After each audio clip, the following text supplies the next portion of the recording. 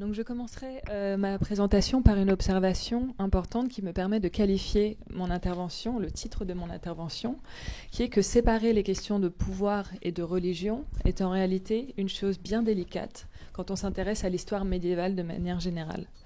Je vous parlerai aujourd'hui d'une période où le religieux fait partie intégrante de la vie, de chaque aspect de la vie de toute personne de l'époque, comme des pouvoirs politiques, que ce soit pour les chrétiens, pour les musulmans, pour les zoroastriens de l'époque.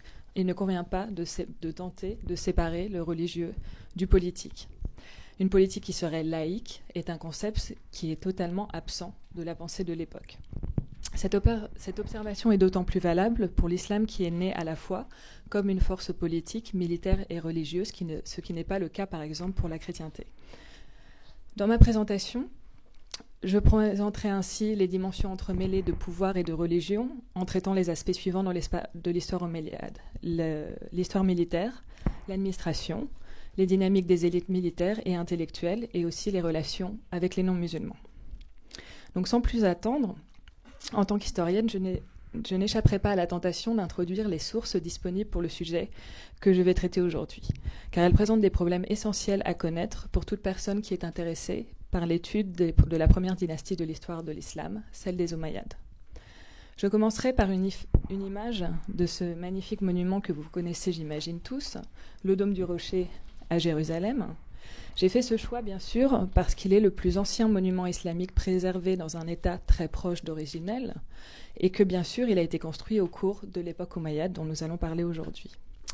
Mais ce choix tient surtout au fait qu'il permet de présenter à lui seul le principal problème que posent les sources disponibles à l'historien qui veut faire l'examen de l'histoire omeyyade.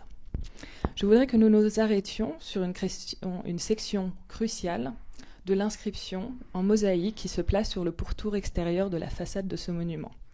Une partie de cette inscription précise que Al-Ma'moun, l'émir des croyants, a fait construire ce dôme en l'année 72. Alors Al-Ma'moun est un calife qui est bien connu. Il appartient à la dynastie des Abbassides, qui arrive au pouvoir en 750. Il a gouverné entre 813 et 833 de notre ère.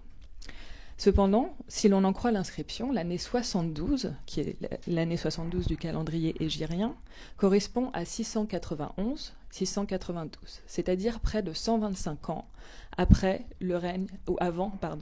le règne d'Al-Ma'moun. Ce dernier n'était donc pas né au moment de la construction du Dôme du Rocher.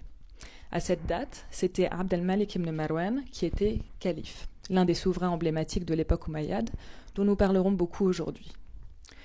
Al-Ma'moun profita seulement d'une réparation qu'il commanda dans la première partie du IXe siècle pour faire apposer son nom sur le monument et remplacer celui du calife omeyyade.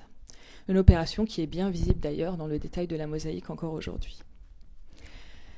Ainsi, cette inscription réinscrite me permet de présenter le problème que posent les sources qui concernent l'époque omeyyade. Car en dehors du Coran, qui est incontestablement la source la plus ancienne de l'islam et qui était en circulation tout au long de l'époque omeyyade, les sources narratives, comme les chroniques et les textes religieux composés en milieu musulman qui parlent de la période omeyyade, présentent le même problème. Elles portent la marque de la période abbasside, car elles ont toutes été composées sous cette dynastie, si ce n'est bien plus tard.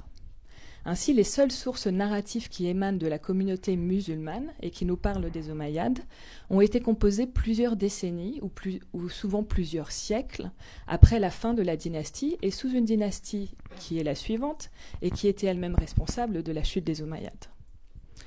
Pour ne prendre qu'un exemple, la chronique médiévale la plus connue et la plus conséquente qui concerne l'histoire des premiers siècles de l'islam est celle d'Al-Tabari, qui est mort en 923 à Bagdad. Son œuvre s'appelle El-Tarikh el-Rusul wal-Muluk, l'histoire des prophètes et des souverains, et elle a été composée au tournant du Xe siècle, donc un bon siècle et demi à la suite de la fin de la dynastie des Omeyyades. Il est avéré bien sûr que certaines de ces sources composées à l'époque abbasside transmettent des passages de textes qui ont été produites à l'époque omeyyade. Les grandes lignes de leur récit est souvent confirmée quand on le compare aux sources contemporaines, par exemple la liste des califes successifs. Mais il est très difficile de savoir quelle partie de ces textes représente les textes anciens originels ou s'ils ont fait l'objet d'une réécriture. Il est bien visible, quand on compare ces sources abbassides aux sources contemporaines de l'époque omeyyade, qu'elles présentent souvent des informations anachroniques. Elles attribuent à quelques figures emblématiques de l'époque toutes les mesures, toutes les batailles, toutes les réformes de la période omeyyade, alors qu'elles ne sont pas forcément de leur fait. Le but des sources produites à l'époque abbasside était de produire une histoire du passé qui était compréhensible pour leurs contemporains, et non de transmettre à l'époque une vision du passé de manière objective, si une telle chose est évidemment possible. Je ne veux bien sûr pas dire que les informations données par les sources composées à l'époque abbasside en milieu musulman sur l'histoire omeyyade sont forcément fausses, mais elles ont été transmises dans une force qui reste bien difficile à exploiter pour l'historien. Ainsi, pour toute personne qui entend travailler sur les sources historiques ou religieuses produites en milieu musulman et donc en arabe, il ne peut comprendre que le discours historique ou religieux en vigueur à l'époque abbasside et non réellement celui de la période omeyyade. Une des raisons à cette absence de chroniques et de sources narratives produites en milieu musulman pour l'époque omeyyade est que cette dynastie fait partie de l'histoire du 1er siècle de l'histoire de l'islam. Au moment de la prise de pouvoir des Omeyyades, c'est-à-dire dans les années 660, nous nous plaçons une quarantaine d'années après l'hégire de 622, une trentaine d'années après la mort du prophète. Un bon nombre des principes et des textes centraux de la religion musulmane n'ont été formulés qu'au cours de cette période, au cours de la période omeyyade. Ainsi, les sources qui permettent d'étudier directement la période omeyyade sont donc plutôt les monuments préservés qu'ont fait construire les différents califes et leur entourage, comme le Dôme du Rocher, comme la mosquée des Omeyyades à Damas, ou encore les nombreuses résidences d'élite qui sont encore préservées aujourd'hui en Syrie pour quelques-unes. Les monnaies frappées par le pouvoir omeyyade ont été préservées également aux 4 coins de l'Empire, elles forment une source importante. Et ensuite, certaines provinces de leur empire bénéficient d'une documentation particulièrement riche. C'est le cas pour l'Égypte, par exemple, et dans une moindre mesure pour la Palestine, où ont été préservés des documents écrits sur papyrus, comme celui que vous avez à l'écran. Donc ces documents écrits sur papyrus, bien sûr, je ne pouvais pas échapper au plaisir de vous les présenter, car ils forment l'objet principal de mes recherches. Donc, au moment de l'arrivée de l'islam dans toute la Méditerranée et au Moyen-Orient, on écrivait toujours des documents sur papyrus. Ces documents sont les témoins d'arrangements de la vie de tous les jours. Ce sont des lettres, des documents administratifs, des documents juridiques.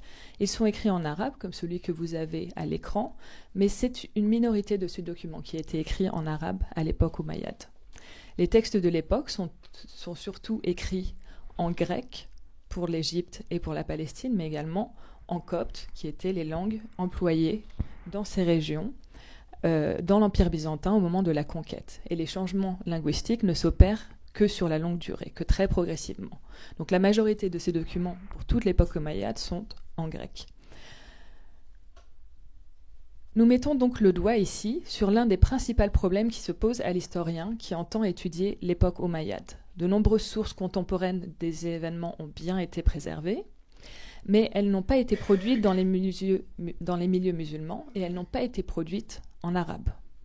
De nombreuses chroniques écrites en grec ou en syriaque, comme le manuscrit que vous avez à l'écran, ou encore en arménien, ont été produites dans les milieux chrétiens en Égypte, en Syrie et en Irak, et elles sont, elles, contemporaines des événements de l'époque omeyyade. Elles donnent bien sûr un point de vue sur les événements qui est extérieur à la dynastie régnante et à ses élites gouvernantes. Mais car elles ont soit été produites par les populations conquises, donc les sujets des Omeyyades, soit par les élites byzantines en Turquie actuelle ou à Constantinople.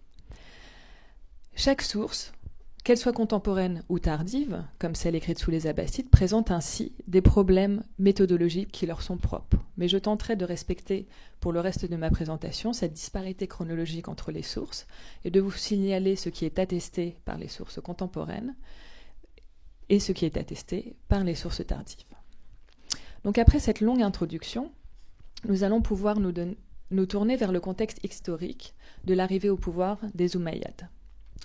Il est traditionnellement accepté que les Omeyyades prirent pouvoir en 661 et qu'ils sont renversés par les Abbassides en 750. Ces dates sont confirmées par les sources contemporaines de l'époque. Il reste donc près de 90 ans au pouvoir, pendant lesquels 14 califes se succèdent. Ils héritent dans les années 660 des territoires pris depuis le début de la conquête islamique, qui débuta dans les premières décennies du 7e siècle. Mais en réalité, le premier membre de la famille Umayyade à accéder au califat n'arrive pas au pouvoir en 660, mais il arrive au pouvoir en 644. Son nom est Osman ibn Affan, c'est la troisième personne que vous avez sur la liste qui s'affiche devant vous. Il est, selon la tradition islamique, et la tradition islamique sunnite, et nous reviendrons sur ce point, le troisième successeur du prophète Mohammed. Osman ibn Affan aurait été assassiné en 656 par un contingent venu d'Égypte qui était en désaccord sur la gestion du revenu des provinces. À la suite de ce meurtre, la communauté musulmane des débuts aurait été déchirée de manière très violente entre deux camps. D'un côté, celui du nouveau calife, Ali ibn Abi Talib, qui était le cousin et le gendre du prophète, et qui avait été élu par concile comme successeur de Osman, quatrième calife, successeur du prophète. De l'autre côté se plaçait le camp de la famille Umayyade, la famille de Osman ibn Affan, qui demandait vengeance au nouveau calife suite au meurtre de l'un des leurs. Le chef de ce camp est connu sous le nom de Muawiyah ibn Abi Sufyan. Il avait participé à la conquête de la Syrie et en était devenu le premier gouverneur, selon toujours la tradition islamique, et ceci dans les années 640. L'affrontement de ces deux camps est attesté par les sources contemporaines. Les chroniques syriaques, par exemple, parlent de l'opposition de deux camps dans les premières années de l'islam et mentionnent le nom de Muawiyah et de Ali, les chefs de ces deux camps qui s'opposaient alors. Le meurtre de Osman fait également l'objet d'un graffiti arabe, celui-ci, qui a été relevé en Arabie et qui date du 1er siècle de l'islam. Les sources syriaques chrétiennes mentionnent également les batailles militaires au cours desquelles ces deux camps s'affrontèrent à cette période. Ces batailles portent le nom de bataille du Chameau en 656, qui a eu lieu en Irak, près de Basra, qui était en fait la zone d'influence du dernier calife bien guidé, comme je l'ai mis sur l'écran, les 4 califes successeurs du prophète. Donc Ali ayant sa zone d'influence dans le Hijaz puis en Irak, certaines batailles se tinrent précisément dans cette région. Donc la bataille du Chameau, suivie de la bataille de Siffin en 657, qui, selon la tradition islamique, se termina en une arbitration, sachant qu'une victoire n'était pas visible à ce moment-là entre l'un ou l'autre, ou pour l'un ou l'autre de ces deux camps. Cette arbitration, toujours selon la tradition islamique tardive, aurait eu pour conséquence de mécontenter une partie de la communauté musulmane de l'époque. Ce groupe est connu sous le nom de Kharijites. Ce nom vient de l'arabe kharaja qui veut dire sortir du rang, se révolter. Donc ce groupe est ensuite présenté comme les responsables du meurtre de Ali, qui aurait été assassiné dans une mosquée à Koufa, toujours en Irak, où était sa zone d'influence. Cependant, si l'on regarde les sources contemporaines de l'époque, ce qui est perceptible est que ces deux camps n'étaient pas les seuls à se disputer le contrôle des territoires conquis. Donc le camp de Muawiyah des Omeyyades et le camp de Ali, le neveu et gendre du prophète. Les chroniques byzantines indiquent bien que dès le début du 7e siècle, ces frontières étaient attaquées par des groupes isolés venus d'Arabie, qui étaient de nombreuses formations isolées. Dans les années 160, à la fin de la première guerre civile, les régions conquises étaient alors la Syrie, l'Égypte, l'Irak et l'Iran. Et du point de vue des conquis, le premier dirigeant des armées conquises à être mentionné dans leurs sources est Muawiyah. Et il est le premier à étendre son autorité sur toutes ces régions, sur la Syrie, l'Égypte, l'Irak et l'Iran. Il sort en effet victorieux de cette première guerre civile. La première guerre civile est le nom donné à cette période de troubles entre 656 et 661, c'est-à-dire entre le meurtre de Osman et le meurtre de Ali. Cette période est appelée Fitna dans les sources arabes. Donc Muawiyah sort victorieux à la suite du meurtre de Ali, et il est également le premier ensuite à faire frapper des monnaies en son nom dans les régions conquises. C'est ainsi que... Voici l'étendue du territoire qui aurait été hérité à ce moment-là par Muawiyah suite à sa victoire. Et donc il est le premier, du point de vue des territoires conquis, je reviendrai à ça, à frapper des monnaies à son nom dans toutes ces régions.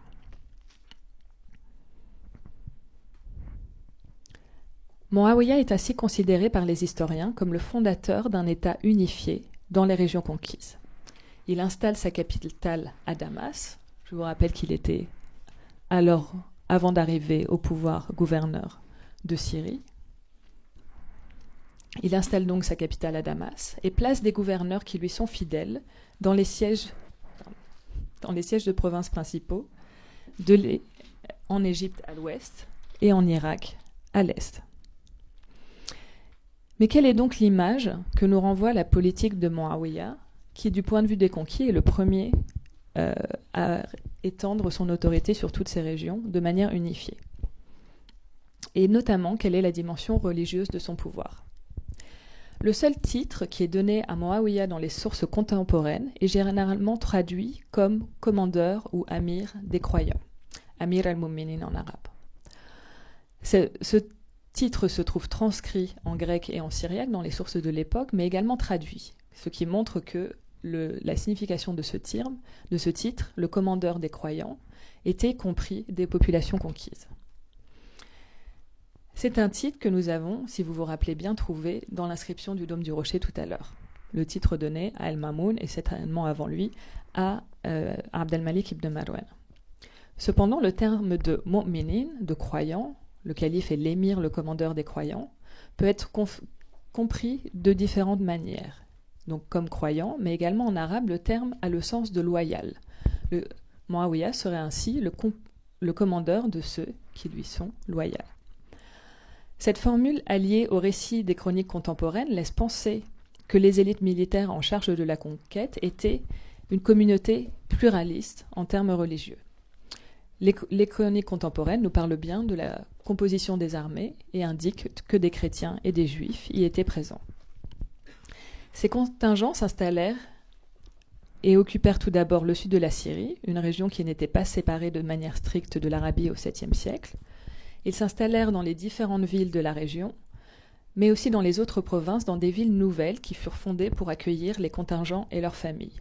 Fustat en Égypte, l'actuel Vieux-Caire, Basra et Koufa en Irak, qui étaient des villes nouvelles à l'époque. Elles ont été fondées précisément pour accueillir les armées.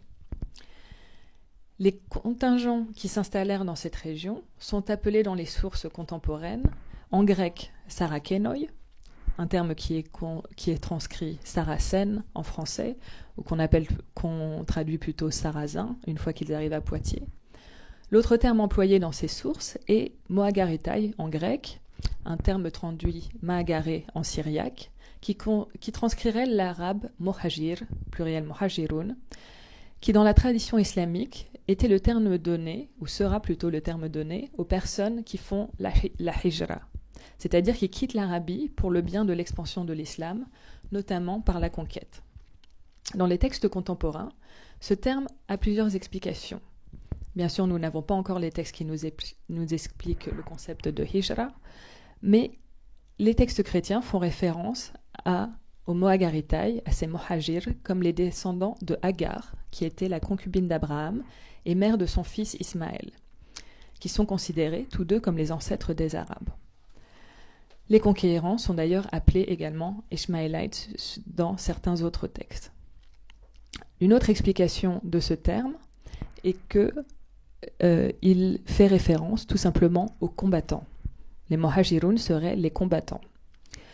Ce terme est donc appliqué à cette communauté pluraliste qui serait composée d'Arabes venus d'Arabie, mais également de tribus arabes chrétiennes, de Syrie comme d'Arabie, et également de Juifs. Donc c'est cette communauté pluraliste qui est installée dans les différentes villes de l'Empire et qui forme l'élite du temps de Muawiyah. Dans ces différentes villes fondées, donc Fustat en Égypte, Basra et Koufa en Irak, il est noté que les contingents sont organisés en tribus, selon les différentes tribus à laquelle ils appartenaient, donc les tribus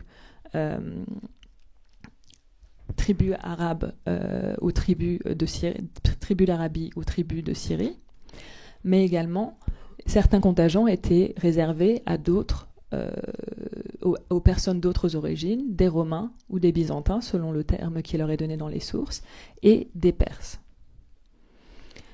Donc, cette société semble avoir été organisée plus selon les origines de chacun de ses membres, plus que par leur appartenance religieuse. Cependant, il ne fait aucun doute que les sources contemporaines nous transmettent également des informations sur la pratique religieuse de cette communauté du début de l'époque omeyyade. Les chroniques chrétiennes parlent par exemple de la fondation d'un lieu de prière qui avait été construit à Jérusalem pour les conquérants. Les documents administratifs égyptiens dont je vous ai parlé tout à l'heure, ces documents grecs qui nous parlent de la vie de tous les jours à l'époque omeyyade, commençaient traditionnellement avant cette période par une invocation chrétienne à la Trinité, mais à partir de l'époque omeyyade, cette invocation est entièrement abandonnée pour une invocation en grec très simple, au nom de Dieu, qui montre également le changement de contexte religieux. Des inscriptions arabes, principalement en Syrie, sur le pourtour du désert syrien, parlent également de la piété personnelle des membres de cette communauté du début de l'époque omeyyade, et elles datent toutes du 1er siècle de l'islam sans pouvoir vraiment être datées plus précisément, mais elles nous donnent également des informations précieuses sur la pratique religieuse de ces personnes.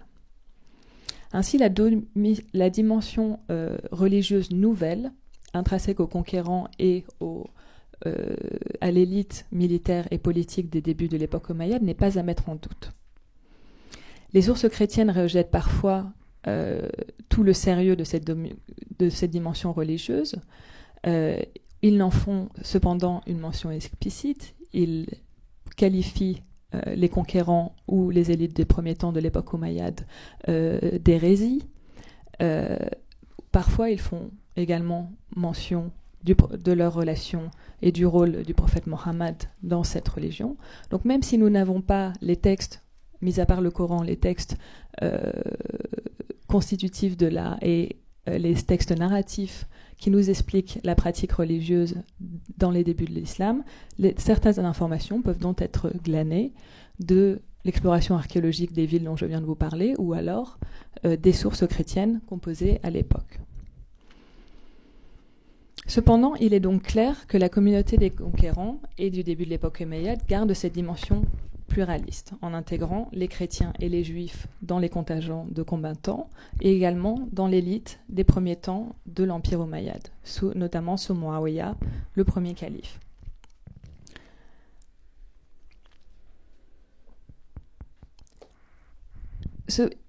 Dans les territoires conquis, en ce qui concerne la pratique administrative au temps de Muawiyah, il est clair que l'élite des premiers temps de la période omeyyade constituait une minorité numérique dans les territoires conquis. À la suite de la conquête, donc comme je vous l'ai dit, les différents contingents s'installent dans les villes de Syrie et dans les villes fondées en Égypte et en Irak. Mais pour faire l'administration de tous ces territoires conquis, il était impossible de nommer dans toutes les régions des membres de la société conquérante pour assurer l'administration. En conséquence, les Omeyyades mirent à profit les appareils administratifs locaux en place au moment de la conquête, et ainsi beaucoup de chrétiens pour les anciennes zones byzantines, la Syrie et l'Égypte, ou beaucoup de zoroastriens ou également de chrétiens pour les anciennes zones sassanides, c'est-à-dire l'Empire perse, en Irak et en Iran, ont été engagés dans les rouages de l'État omeyyade. Ainsi, l'État omeyyade employa énormément de moyens qui leur étaient extérieurs, qui étaient extérieurs à leurs élites, pour assurer l'administration au jour le jour. Ces personnes, le plus souvent chrétiennes donc, ou zoroastriennes, collectaient l'impôt au niveau local, et elles étaient responsables de l'envoi de ces ressources au gouverneur de chaque province. L'un des exemples les plus connus est la famille arabe chrétienne des Mansour de Damas, une famille arabe qui était depuis plusieurs décennies, voire plusieurs siècles, au service de l'Empire byzantin. Quand l'Empire byzantin dominait encore la Syrie, ils étaient par exemple les administrateurs financiers de l'empereur Héraclius, et ils restent en poste dans cette région à la suite de la conquête, et ils deviennent les administrateurs de Moawiya et de ses successeurs. Donc ces exemples sont extrêmement nombreux sur tous les territoires conquis. Les familles d'administrateurs et les élites locales restent en place en charge de l'administration, et ils deviennent les agents directs des Omeyyades. Le produit de ces impôts était collecté dans les différentes provinces et servait donc à l'entretien des armées et de leurs familles, de l'élite omeyyade qui était très largement une élite militaire. Elle servait également à entretenir la continuation de la conquête, qui est la réalisation la plus spectaculaire de l'époque omeyyade. Donc en 90 années de son histoire, les Omeyyades qui ont hérité ce territoire, qui couvrait toute petite partie de l'Afrique du Nord, l'Égypte, l'Arabie bien sûr, la Syrie, l'Irak et une partie de l'Iran, vont dominer un espace qui va s'étendre du sud de la France, de l'Espagne et de l'Afrique du Nord jusqu'à l'Asie centrale, à l'est. Si je peux passer à la suivante. Vous aurez une carte qui vous montre ça. Voilà, si. Les dernières régions en vert étant celles conquises en dernier à la fin de l'époque omeyyade. Donc la collecte de l'impôt dans les provinces conquises va servir largement à nourrir ce mouvement continuel de conquête vers l'est et vers l'ouest.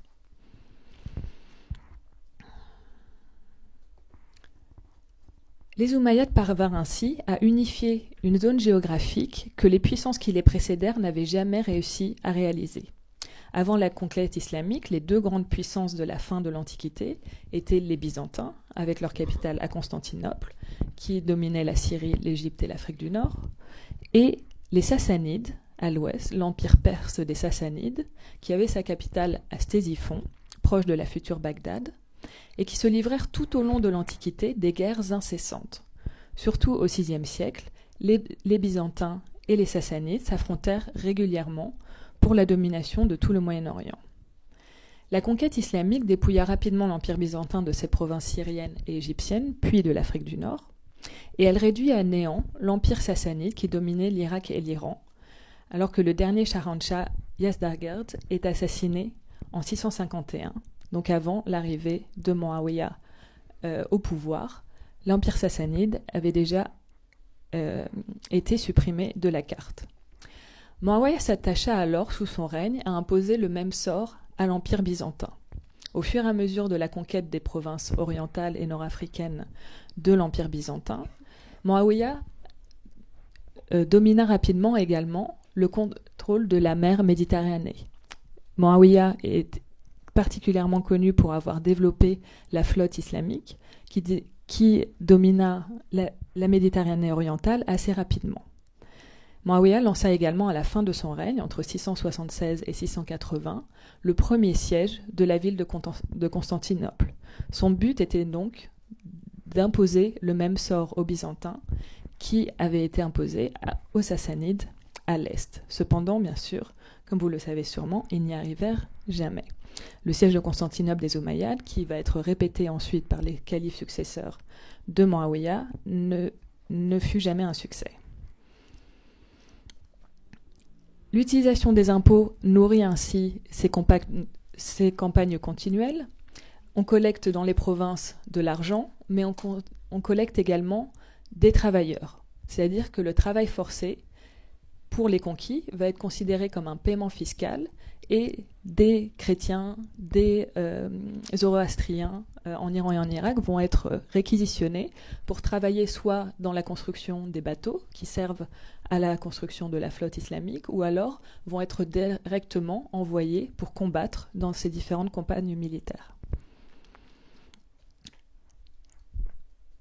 Quand on s'intéresse à l'histoire de ces différentes campagnes, il est bien sûr assez difficile de dater l'entrée dans la théorie, dans l'organisation de ces campagnes, du concept de djihad. Parce que, évidemment, comme je vous l'ai dit, les sources contemporaines qui nous parlent des motivations de ces campagnes n'utilisent pas du tout ce vocabulaire. Nous avons bien sûr le Coran à cette époque qui mentionne le terme de djihad, mais il est bien différent d'avoir un terme qui est mentionné et de savoir le sens qui lui était réellement donné à cette époque. Cependant, le développement de grands empires portés par le monothéisme qui font la promotion d'actions militaires est l'une des dimensions principales des derniers siècles de la fin de l'Antiquité. Je m'explique en revenant au contexte du VIe siècle où les empires byzantins et sassanides s'affrontaient, comme je vous l'ai dit, de manière incessante. Et la rhétorique employée alors par ces empires est assez proche de ce qui va se développer en islam sous les Omeyyades avec la doctrine du djihad. Ces campagnes entre les Byzantins et les Sassanides présentent une dimension eschatologique très forte. Elle est très présente dans les chroniques de l'époque. Par exemple, l'empereur Héraclius, qui va être celui qui va devoir affronter la conquête islamique, dans les textes qui lui sont attribués, fait la promotion du martyr pendant les batailles à ses propres armées. C'est-à-dire qu'il pousse ses contingents, ses armées, à mourir au combat pour le bien de la religion chrétienne. Évidemment, c'est quelque chose qui deviendra ensuite très familier pour l'islam également. Le règne de Muawiyya est ainsi vu comme une période extrêmement prospère du début de l'histoire de l'islam. La constitution d'un empire avec la frappe de monnaie. Ces monnaies reprennent les types des territoires byzantins. Comme vous le voyez dans le bas de cette diapositive, les modèles byzantins portent bien sûr des signes chrétiens. Ils représentent les empereurs. Donc les signes chrétiens, bien sûr, une croix. Et l'adaptation qui va être faite au moment de Muawiyya, donc les types byzantins sont repris dans les anciennes provinces byzantines, les types sassanides sont repris dans les anciennes provinces perses. Et la raison à cela est que, bien sûr, le changement d'une monnaie doit être extrêmement progressif. Bien plus que de porter les signes religieux d'un pouvoir politique, une monnaie porte des signes d'authenticité. Les populations préféraient alors garder une monnaie connue pour les transactions de tous les jours, plus qu'une monnaie nouvelle dont ils n'auraient pas connu la valeur et ils n'auraient pas su vraiment s'assurer de sa validité. C'est pourquoi les changements pour les monnaies sont extrêmement progressifs. Cependant, sous le règne de Muawiyya, on voit que ces monnaies, par exemple, les monnaies du modèle byzantin, sont dépouillées du modèle de la croix. C'est-à-dire qu'une barre de cette croix va être enlevée, comme vous le voyez sur le modèle qui est en haut de la diapositive. Donc ces changements sont extrêmement progressifs et on connaît dans les chroniques contemporaines les problèmes que cela a pu poser, ne serait-ce que d'enlever cette barre horizontale qui formait le modèle de la croix sur les modèles byzantins, a provoqué des réactions assez violentes des populations chrétiennes, car elles y voyaient également ici un signe de validité pour leur monnaie.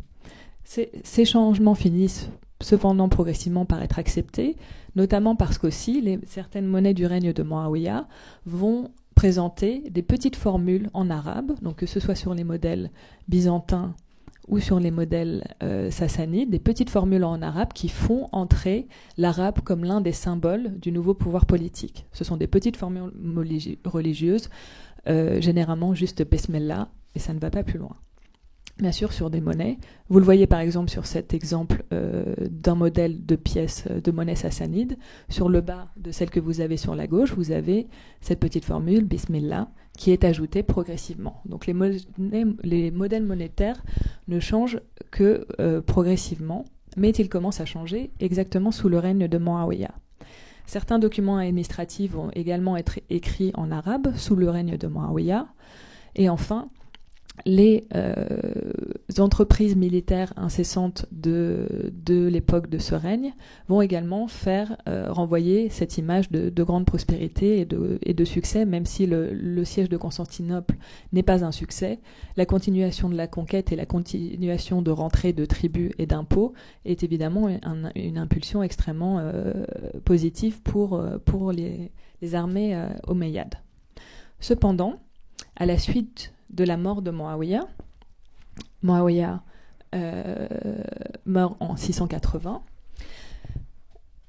Il semble que la question de sa succession ait posé énormément de problèmes. Alors ce sont des choses qui sont attestées dans les sources contemporaines, mais qui sont également, bien sûr, extrêmement expliquées avec beaucoup de détails dans les sources plus tardives à l'époque abbasside. Comme je vous l'ai dit, les Omeyyades sont la première dynastie de l'islam.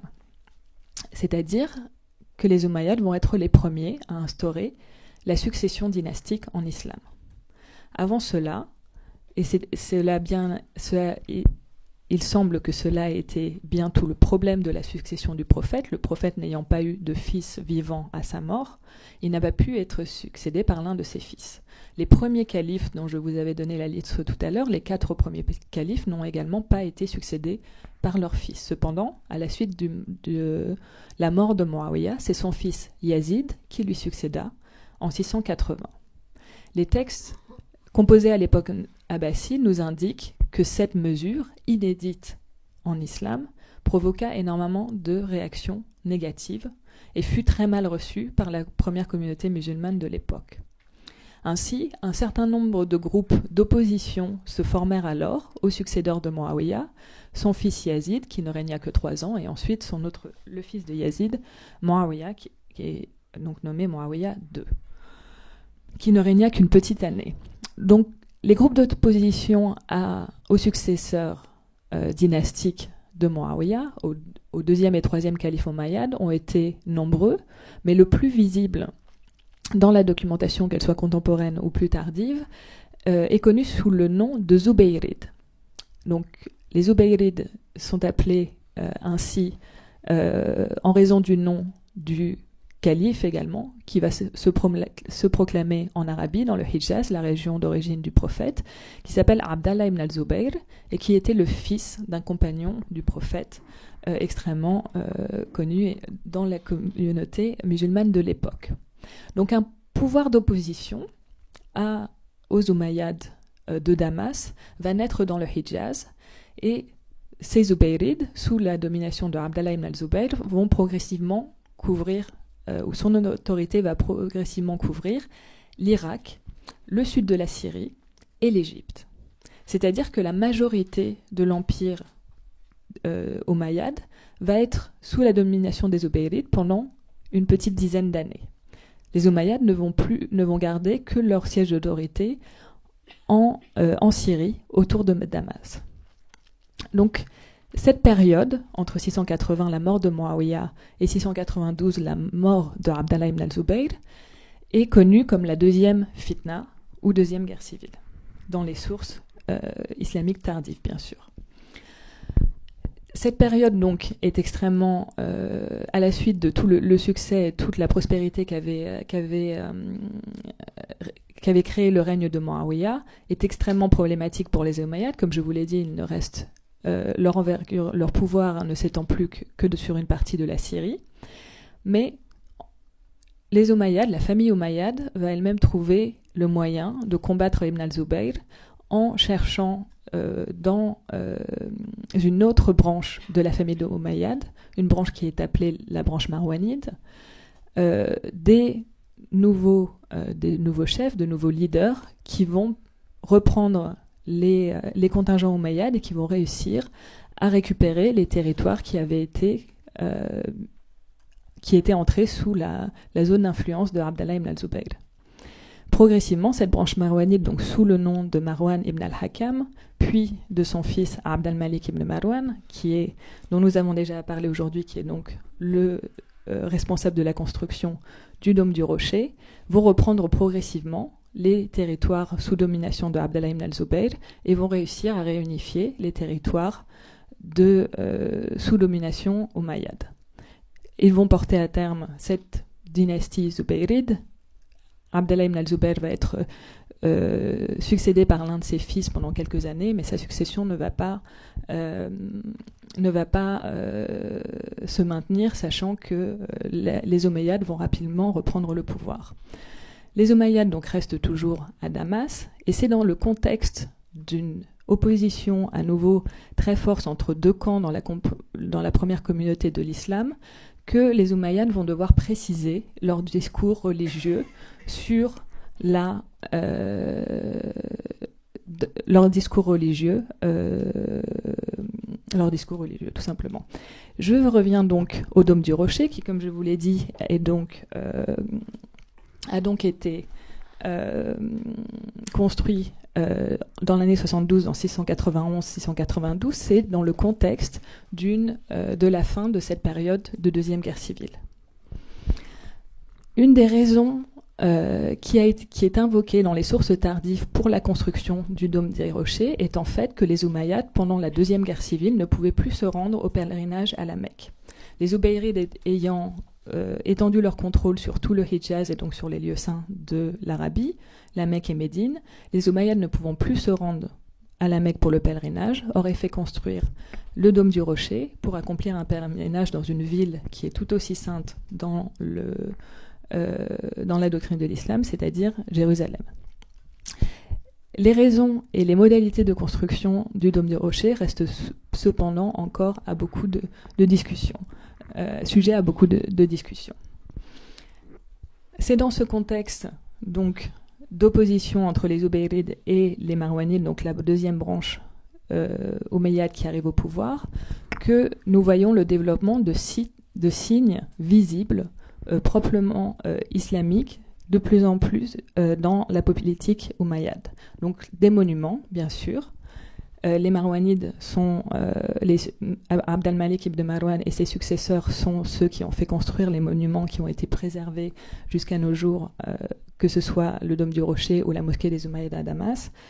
Ils sont également ceux qui ont, et notamment Abd al-Malik ibn Marwan, est celui qui a donné une impulsion au développement de l'arabe dans l'administration, c'est-à-dire l'arabe était déjà employé avant, comme je vous l'ai montré, sous le règne de Muawiyah, mais en fait ce que Abd al-Malik va mettre en place est l'imposition grandissante de personnel musulman et arabophone dans tous les rouages de l'administration. Donc avant, comme je vous le disais, les chrétiens et les zoroastriens, c'est-à-dire les populations conquises, étaient celles qui avaient été mises à contribution pour l'administration dans les différentes régions conquises. Et à partir de Abd al-Malik, cette situation va changer de plus en plus. Alors bien sûr, c'est un changement extrêmement progressif, mais Abd al-Malik donne une impulsion au développement d'une administration qui est aux mains des musulmans et qui est écrite en arabe. Ce changement va également être visible de plus en plus dans les monnaies. Comme je vous l'ai montré avant, au cours du règne de Muawiyah, on n'avait changé que très progressivement les modèles byzantins et sassanides qui avaient été repris dans les territoires conquis.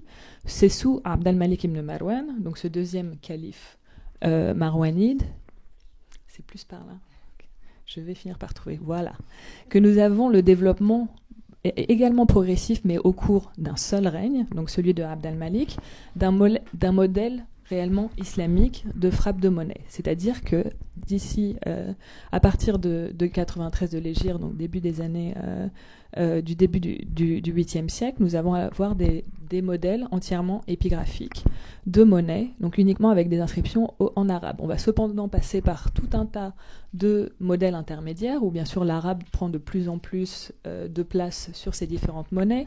Le calife lui-même va être représenté sur les monnaies, les formules religieuses vont se développer, vont utiliser de plus en plus de place sur ces modèles, et bien sûr le grec et le pahlavi vont disparaître de ces modèles. Alors, bien sûr, toute la discussion qui se développe autour de ces monnaies chez les historiens est de savoir si la volonté est de se débarrasser d'une représentation figurée ou s'il faut y voir autre chose. Alors, il semble que l'une des choses que Abd al-Malik ibn Marwan ait réellement voulu faire est d'introduire un discours réellement coranique, que ce soit dans son administration, dans les monnaies ou dans les monuments, par exemple. Sur le dôme du rocher, vous avez dans les inscriptions en mosaïque tout un tas d'inscriptions coraniques. Et c'est ce que l'on trouve également dans les monnaies.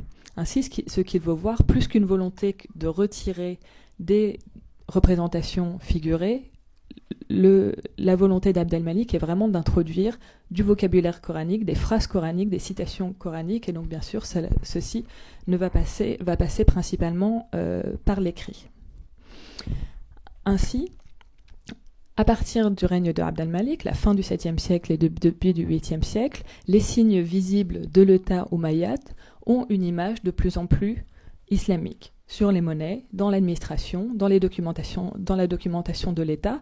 Cependant, cela était déjà le cas sous le règne de Muawiyah. Il ne faut pas voir la reprise de signes byzantins et sassanides ou l'utilisation du grec dans l'administration comme une absence de la religion islamique.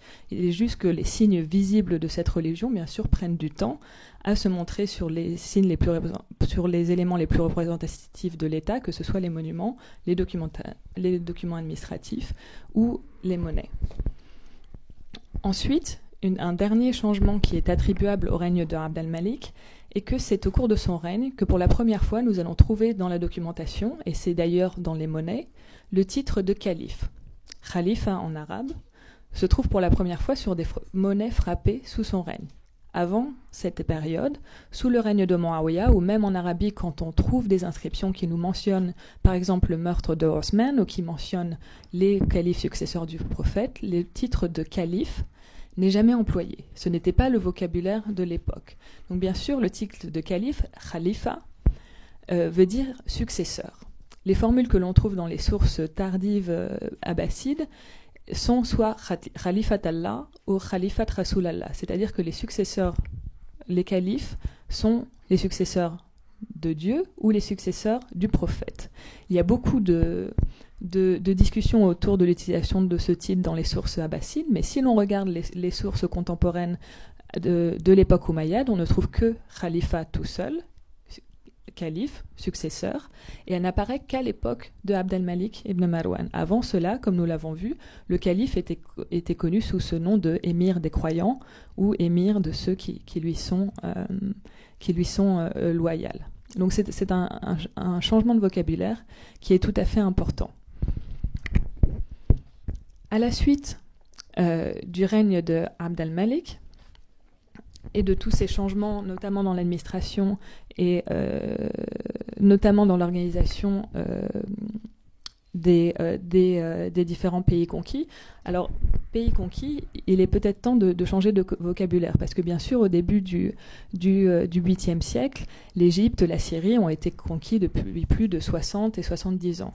Donc, il faut savoir que les catégories que j'ai utilisées jusqu'à maintenant, qui opposaient les conquérants aux conquis, vont progressivement changer. Parce que beaucoup des conquis ont à ce moment-là travaillé dans l'administration, ils ont été largement intégrés à l'administration d'État, et beaucoup des conquérants se sont tout simplement installés dans les provinces, y sont restés et sont devenus partie intégrante de l'administration de ces provinces et de la population de ces provinces.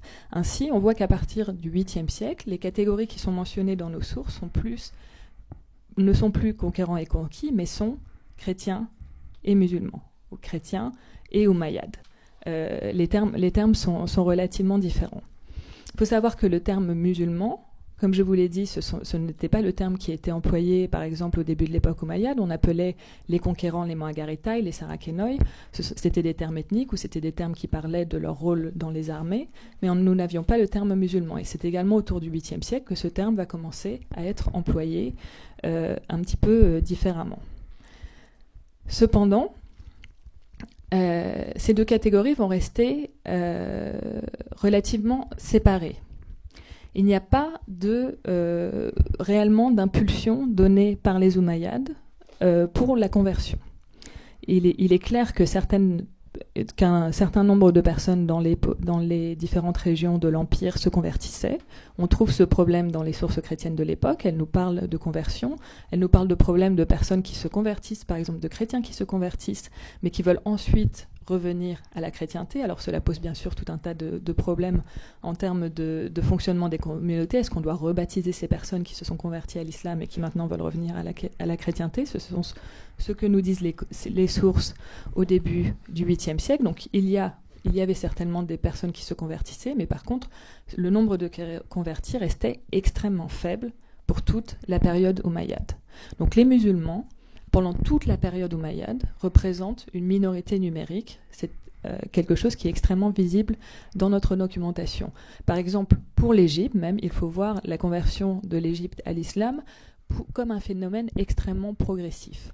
Ce n'est qu'au début du XIVe siècle que l'Égypte devient un pays à majorité musulmane.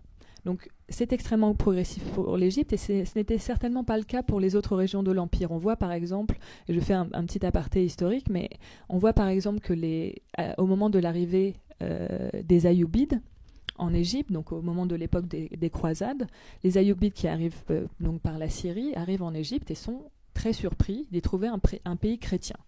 Il y a beaucoup de textes écrits sous la période ayyubide qui s'étonnent de voir que la population en Égypte est toujours majoritairement chrétienne. Donc, juste petit aparté pour vous faire comprendre à quel point ces phénomènes sont progressifs, mais elles sont également différents selon la région à laquelle on s'intéresse. Donc, il semble qu'à cette époque-là, l'islam est vraiment l'apanage des élites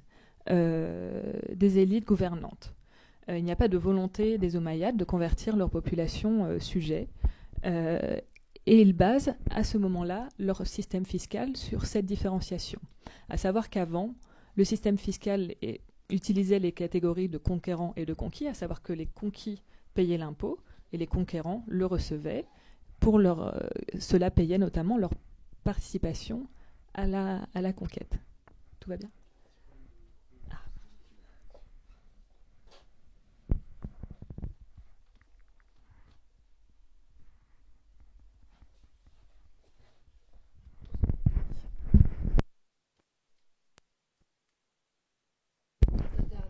Voilà, petite pause. Exactement. C'est bon ? Je peux continuer ? Ok. J'arrête de le toucher en fait, ce micro. Donc, où en étais-je ? Donc oui, le système fiscal était basé sur cette division entre conquérants et conquis. D'un côté, les conquis payaient l'impôt et de l'autre côté, les conquérants le recevaient. Quelque chose d'assez simple. Cependant, ces catégories, comme je vous le disais, quand on arrive au début du 8e siècle, elles ont changé. Les conquérants ne sont plus forcément conquérants. Ils se sont installés dans les provinces et ils ne sont plus des combattants pour la plupart d'entre eux. Ils mènent une vie sédentaire et ils s'occupent de l'administration de l'État ou parfois ils se sont installés dans la province et ils cultivent la terre et ne font même plus partie du système de l'État. Ainsi, le problème de l'administration omeyyade, à partir du début du 8e siècle, enfin bien sûr, les choses ne sont pas aussi tranchées, mais c'est à partir de cette époque qu'on le voit beaucoup dans nos sources, va être de créer un discours fiscal qui va intégrer toutes les nouvelles composantes de sa société, à savoir qu'on n'a plus que des conquérants et des conquis, mais on a des musulmans qui sont des sujets de l'État, qui ne font plus partie de l'administration, qui ne font plus partie des armées. Et la question va se poser, doit-on faire payer des impôts à ces personnes-là ? De l'autre côté, les conquis, eh bien certains se sont convertis, comme je vous l'ai dit, même si cela reste une frange assez réduite de la population. En général, quand ils se convertissent, ils font alors partie des élites gouvernantes. Ils rejoignent l'armée, ils rejoignent l'administration.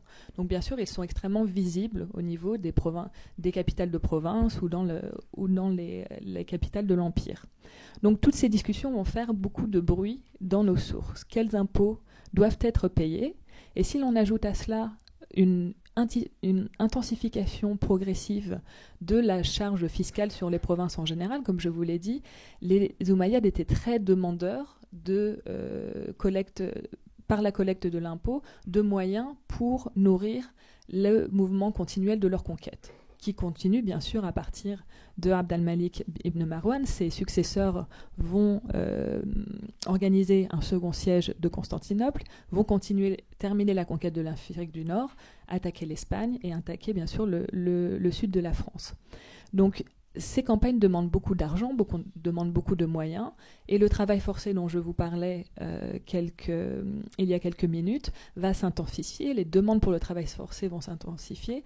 Un autre volet de la fiscalité omeyyade va servir à alimenter les constructions de monuments. Donc tous les monuments qui vont être construits principalement en Syrie vont être construits grâce à la collecte de moyens, mais aussi de travailleurs, d'artisans, notamment en Égypte. On le voit très bien dans ces papyrus dont je vous ai parlé tout à l'heure. Les collectes fiscales sont décrites de manière très précise dans ces documents égyptiens, et on indique que tel ou tel travailleurs sont réquisitionnés pour aller travailler sur la construction de mosquées à Jérusalem, sur la construction d'un palais à Damas. Tout ceci est expliqué avec beaucoup de détails. Donc ainsi, la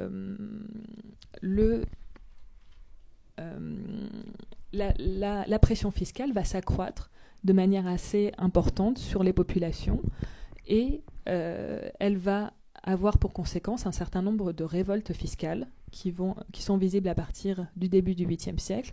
Donc on a beaucoup d'agitation autour de ces questions de fiscalité, que ce soit du côté donc, des non-musulmans ou des musulmans eux-mêmes qui, eux, vont devoir commencer à payer des impôts, et bien sûr, ça ne va pas forcément beaucoup leur plaire. Donc, autour de ces questions, vous avez ici la liste des différents 14 califes de l'époque omeyyade.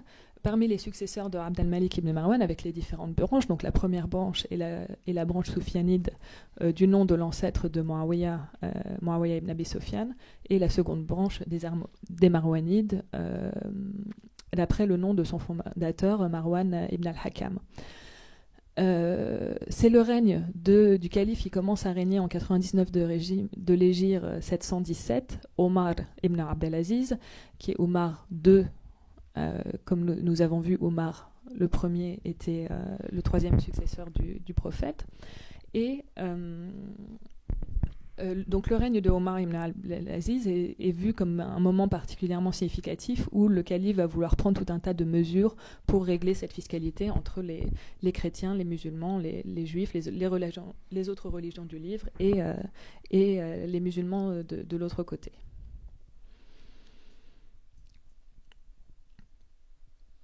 Cependant, la mobilisation du système fiscal pour les conquêtes va ainsi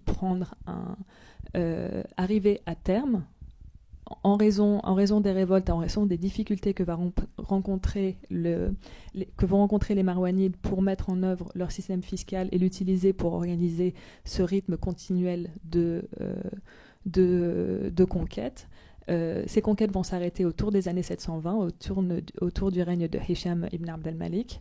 Cette période a été appelée par un chercheur qui a étudié le règne de ce calife comme la fin de l'état de djihad. Et effectivement, les conquêtes s'arrêtant, cela pose en fait beaucoup de problèmes pour la rétribution des différentes élites, des différentes armées, et c'est le principal problème de la fin de l'époque omeyyade. Ce sera un problème qui sera d'ailleurs récupéré par les différents califes abbassides. Pour terminer, je m'arrêterai sur un dernier point, à savoir que, comme je vous l'ai dit au début de ma présentation, donc nous n'avons pas les sources, nous n'avons pas pour la période omeyyade des sources contemporaines produites en milieu musulman. Cependant, nous avons dans les sources abbassides la mention du début de l'écriture de l'histoire et de l'écriture des sciences religieuses de l'islam sous les Omeyyades. À savoir que surtout à partir des Marwanides, à partir de la fin du 7e et la début du 8e siècle, on va trouver mention d'historiens et de savants en sciences religieuses, ces oulémas, tels qu'ils sont appelés dans les sources abbassides, qui deviennent particulièrement actifs à partir de l'époque marwanide. Donc c'est sous les Omeyyades que se développa cette classe des oulémas, qui sont les responsables de l'écriture, des sciences religieuses et de l'histoire dans le monde islamique. Et c'est dans le développement de cette classe, dans le développement de la théorie religieuse sous les Omeyyades, que vont se former les principaux groupes d'opposition aux Omeyyades. Alors, je m'explique en revenant un petit peu en arrière. Comme nous l'avons vu, les Omeyyades sont arrivés au pouvoir dans le cadre de opposition entre la famille de Muawiyah et la famille de Ali, ou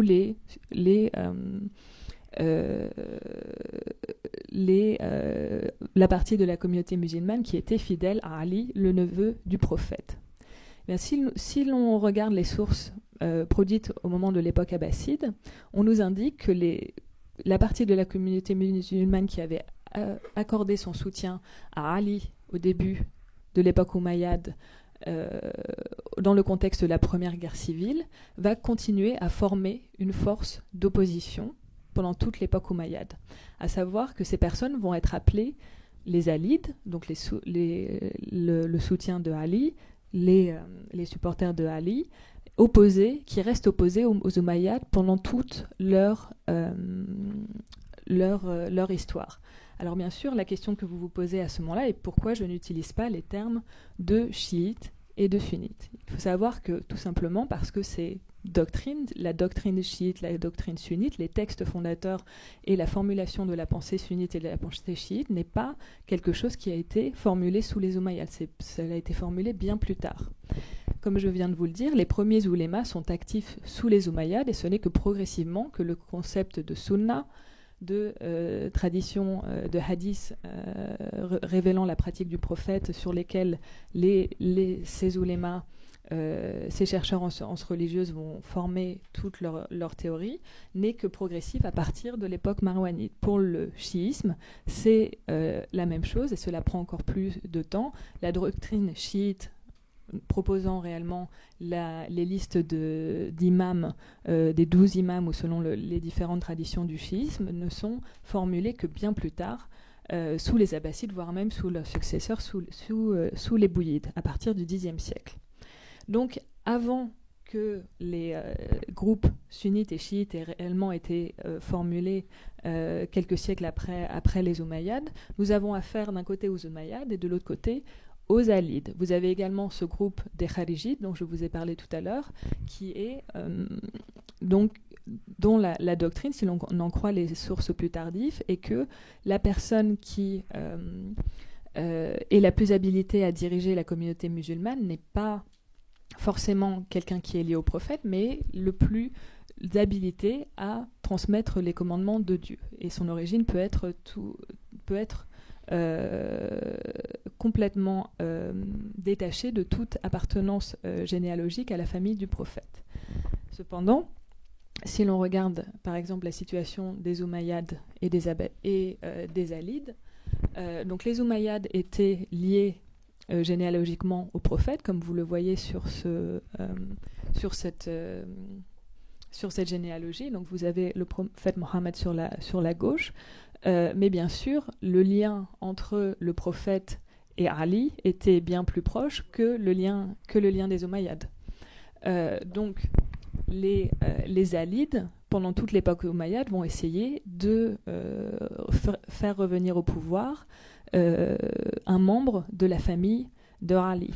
Au cours de la seconde guerre civile, donc à la suite de la mort de Muawiyah, quand il est succédé par ses fils, va se produire un événement particulièrement emblématique pour la formation de la doctrine alide et puis ensuite du chiisme, à savoir que le fils de Ali al-Hussein va vouloir profiter de la situation instable à la suite de la mort de Muawiyah pour essayer de former un nouveau groupe d'opposition et va essayer de se rendre en Irak, mais il va être tué à Kerbala en 680 par les armées omeyyades, et cet événement, le meurtre de Hussein par les Omeyyades, va être vu de manière extrêmement négative par les oulémas, par la communauté musulmane plus tardive, qu'elle soit de bord chiite ou sunnite. D'ailleurs, cet événement laisse vraiment une mémoire extrêmement puissante dans l'histoire de la communauté de l'islam.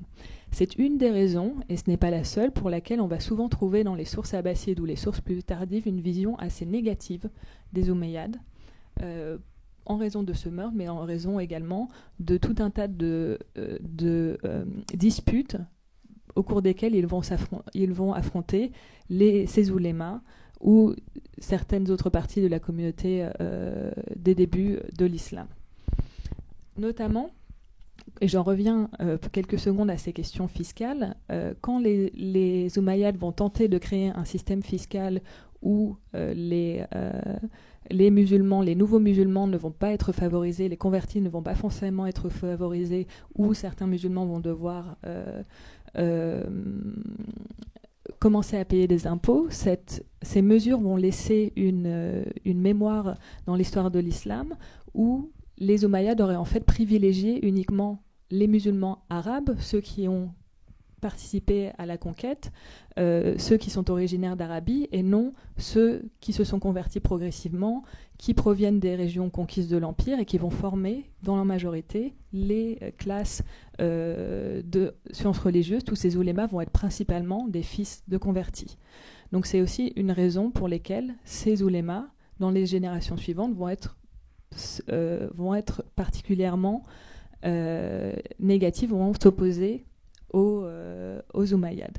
Je terminerai sur un dernier point, à savoir l'opposition des Alides aux Omeyyades est quelque chose dont va se servir la dynastie abbasside quand elle va arriver au pouvoir. Donc la dynastie qui parvient à supprimer les Omeyyades, à prendre le pouvoir, est une famille qui est également liée généalogiquement au prophète. Vous voyez Abbas, l'ancêtre des Abbassides, est plus proche du prophète dans la généalogie que les Omeyyades. Et ils vont jouer sur ça. Cependant, il semble bien qu'au moment où ils prirent le pouvoir, donc ils vont lever des armées dans l'est de l'Empire, notamment dans le Khorasan, l'actuel Afghanistan, où de nombreux contingents avaient été installés à cette période. Ils vont utiliser ces contingents et progressivement marcher sur la Syrie, sur l'Égypte, et ils vont tuer le dernier calife Omeyyade, Marwan, au sud du Caire. Ils vont prendre pouvoir progressivement en jouant sur cette opposition alide, à savoir que ils vont prétendre vouloir remettre à la tête de la communauté musulmane quelqu'un de la famille proche du prophète. Ils vont jouer sur ces oppositions alides en prétendant vouloir placer un alide à la tête de la communauté musulmane, mais ils vont finalement réussir à mettre un représentant de leur famille, de leur propre famille. Donc les Abbassides vont jouer sur cette opposition alide qui est présente tout au long de la période omeyyade. Donc bien sûr, dans les sources abbassides, ces questions de généalogie sont extrêmement présentes quand vous faites la lecture des différents événements de la période omeyyade. Cependant, il n'est pas vraiment sûr que ces questions étaient prégnantes au moment du début de l'époque omeyyade. Par exemple, quand je vous disais que la liste des 4 premiers califes, donc Abu Bakr, Omar, Othman et Ali, est une vision très sunnite de l'histoire de l'islam, c'est-à-dire que c'est la version qui va être cristallisée par les oulémas sunnites au cours de l'époque abbasside. Cependant, pour les alides et pour les chiites, c'est une histoire de succession qui n'aurait jamais dû avoir lieu. La doctrine qui va se développer est que Ali aurait dû être le premier successeur du prophète et que bien sûr les Omeyyades n'auraient jamais dû régner. Donc voilà, je terminerai là-dessus. Merci beaucoup pour votre attention.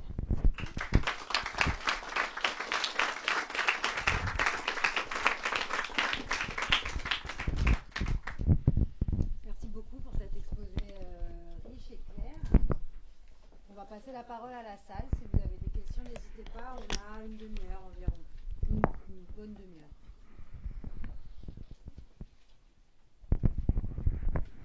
Bon, alors, je me donne la parole la première.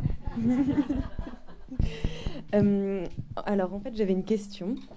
C'est-à-dire que... Je m'entends beaucoup, en fait. Voilà. Est-ce que vous... Alors, voilà, dès les premiers temps, on voit qu'il y a une discorde sur la transmission du pouvoir.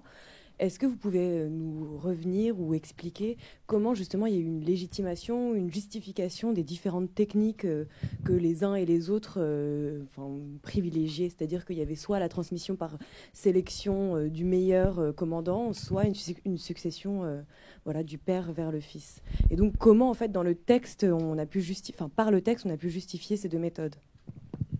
Alors, il y a énormément de discussions autour de ce point, mais c'est uniquement à la période abbasside. Comme je vous l'ai dit, pour la période omeyyade, on n'a pas vraiment la main sur les raisons de chacun. Malheureusement, c'est vraiment une information qui n'est pas accessible. Et sachant que c'est une question tellement clé au moment de la période abbasside, qui a le droit au pouvoir, qui a le droit à l'accès au pouvoir, bien sûr, c'est extrêmement... Tout ce que nous avons de la période abbasside est extrêmement teinté de ce qui se passe à l'époque abbasside.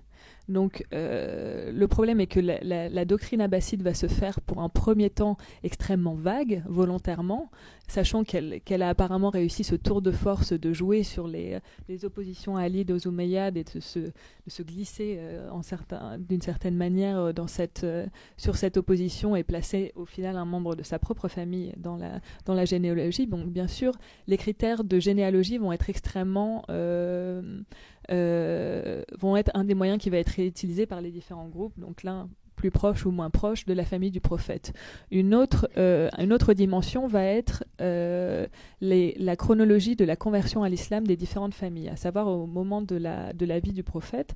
Donc une fois de plus, ce sont des choses pour lesquelles nous avons très très peu de sources strictement contemporaines, mais à l'époque abbasside, les discussions tournent autour du fait que, par exemple, Ali et son père Abu Talib font partie des premiers convertis à l'islam. Ce sont vraiment la famille du prophète, donc ce sont les gens qui se sont convertis en premier quand le prophète a commencé à prêcher la religion de l'islam. Cependant, les Omeyyades, par exemple, sont des convertis relativement tardifs. Donc c'est également quelque chose autour desquels les discussions vont tourner. Après, vous aurez tout un tas de groupes dans l'islam et dans la communauté musulmane de l'époque abbasside, et ces groupes sont extrêmement nombreux. Vous avez beaucoup d'hérésies au cours de l'époque abbasside dont nous avons les textes, et qui vont avoir des visions complètement divergentes de qui a droit au pouvoir en islam. Et par exemple, vous avez les kharijites qui considèrent que la généalogie n'a aucune importance et que c'est seulement la personne qui est la plus pieuse, qui est la plus à même de transmettre les commandements de Dieu, qui a le droit à cette position. Mais il reste bien sûr une minorité. Donc cela dépend vraiment de ces différents groupes. Vous avez tout un tas de choses sur lesquelles ces groupes vont s'appuyer pour justifier la présence de telle ou telle personne à la tête de l'islam. Bonjour, deux petites questions qui sont accessoires. Enfin bon, est-ce que c'est la jizya qui a remplacé l'impôt que devaient payer les conquis, finalement? Deuxième question, est-ce que l'histoire de la conquête des musulmans, des Arabes du sud de la France jusqu'à Poitiers, arrêtée par Charles Martel, est-ce que le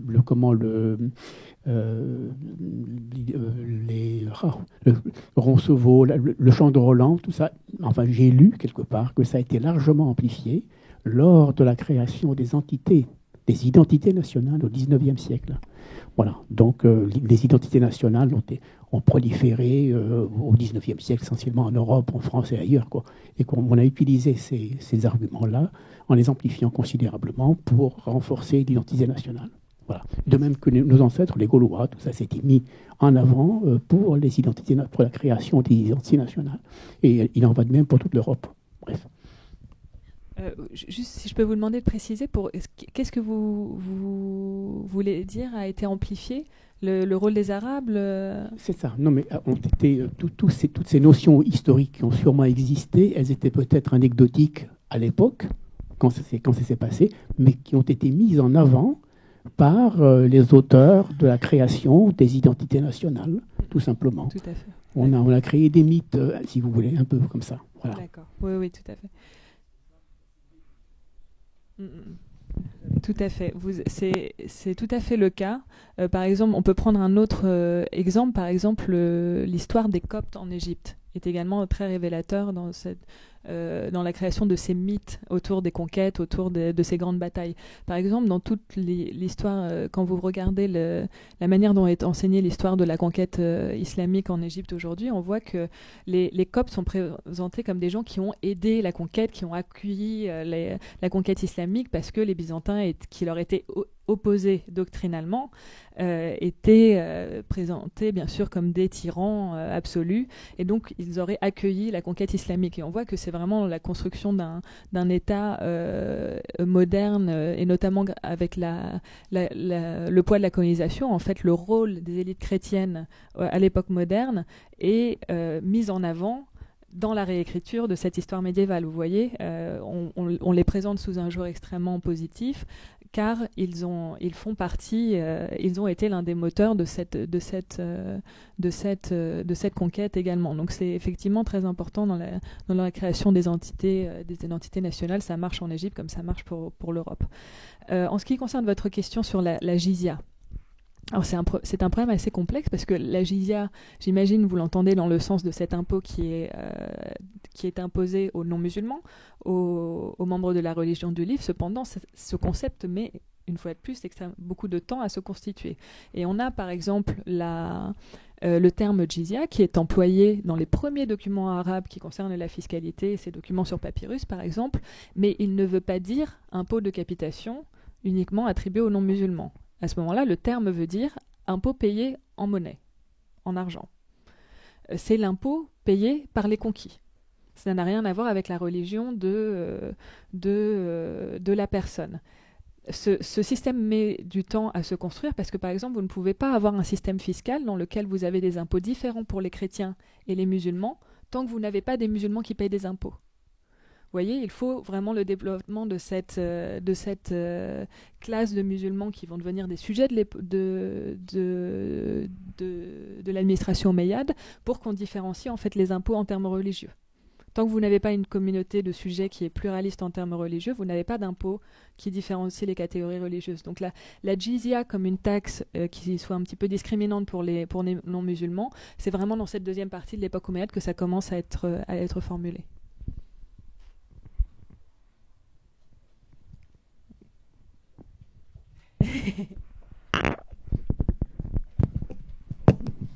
Je voulais juste être sûre que j'avais bien compris. Quand vous évoquez les premiers temps de la conquête, vous disiez qu'il y avait parmi les élites et des élites militaires des juifs et des chrétiens qui partaient pour la conquête. Oui. Donc j'aimerais bien comprendre un peu qu'est-ce qui se passait pour eux, quelle était leur motivation. Ils allaient conquérir des territoires et c'était des colonisateurs en fait, ou c'était pour l'islam, et à ce moment-là, du coup, je comprends plus. Donc voilà, je voulais juste... D'accord. Alors oui, c'est vraiment quelque chose qui est très bien documenté. Vous avez les chroniques contemporaines nous parlent de ça. Ils disent qu'il y a des chrétiens et des juifs qui sont dans les contingents de l'armée, mais également les textes juridiques musulmans, ceux qui ont été produits à l'époque abbasside, ils nous parlent de comment est-ce qu'on rétribue un chrétien et un juif dans la conquête. C'est des choses qui sont très bien documentées. Donc en fait, si vous voulez, dans une conquête de cette ampleur-là en plus, parce que comme je vous l'ai dit, c'est vraiment considérable, hein, les territoires qui ont été conquis, bien sûr. Si vous prenez toutes les armées, vous avez tout un tas de motifs qui peuvent être ceux des différentes personnes. Certains vont combattre pour des raisons religieuses, d'autres vont combattre pour des raisons économiques. Comme je vous l'ai dit, bien sûr, ces conquêtes, elles permettent d'accumuler beaucoup de revenus. Bien sûr, quand vous participez à la conquête, vous êtes ensuite rétribué pour votre participation à la conquête. Donc bien sûr, ces personnes chrétiennes ou juives ne sont pas forcément, ils ne combattent pas pour l'islam, ils ne combattent pas pour le djihad, et vous voyez ça dans tout un tas de guerres, bien sûr. Vous avez la rhétorique du pouvoir et vous avez les raisons de chacun. Chacun peut ensuite avoir des raisons de combat. Donc il faut vraiment se rappeler que vous avez toutes ces possibilités pour les gens qui vont être impliqués dans la conquête. Donc ensuite, si vous voulez essayer de cartographier un petit peu d'où viennent ces personnes-là, en fait, tout simplement, en Arabie, à l'époque du prophète, vous aviez des chrétiens et des juifs en Arabie. C'est très bien documenté aussi. Donc tout simplement, ces personnes pouvaient venir de là, ou alors ils ont été recrutés sur le chemin. Vous avez toutes les tribus chrétiennes arabes de Syrie. Certains ont combattu du côté de l'islam, certains ont combattu du côté des Byzantins. Ça aussi, c'est assez bien connu. Donc après, vous voyez, c'est toute une collection de motifs selon ces différentes personnes. Mais bon, vous avez bien sûr pour résumer, des raisons religieuses de combattre, vous avez des raisons économiques. Vous avez toutes ces choses-là sont à prendre en compte.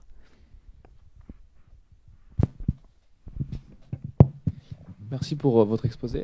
C'est peut-être hors période, mais vous n'avez pas évoqué, même en conclusion, l'Empire omeyyade de Cordoue. Voilà, oui, c'est Est-ce que c'était une rupture ou une continuité plutôt en termes de relation pouvoir-religion par rapport à l'Empire omeyyade des premiers temps? Oui.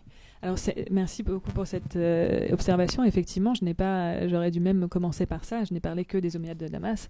Et à la suite du meurtre du dernier calife omeyyade en Égypte par les armées abbassides, un des héritiers de la famille de Omeyyade va réussir à créer un émirat pour commencer.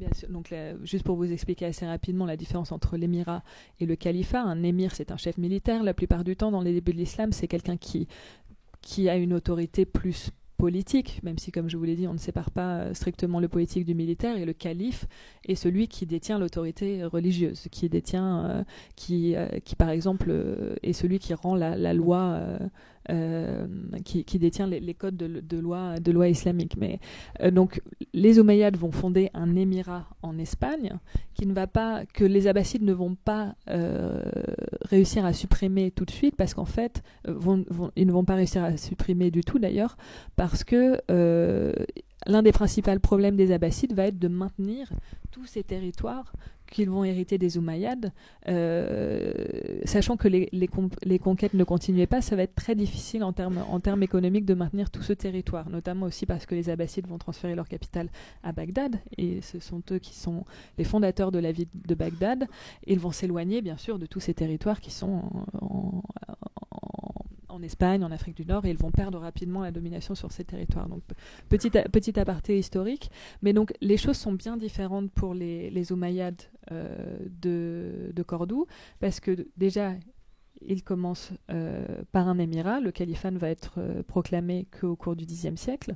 Un califat va être à nouveau créé à Cordoue. Il ne va pas durer bien longtemps.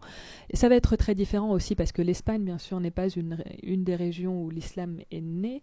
Donc l'islamisation de l'Espagne est, tout comme l'islamisation de l'Égypte, extrêmement progressive. Une autre dimension extrêmement différente, donc comme je vous l'ai dit aussi, les élites omeyyades de Damas, ce sont des élites arabes.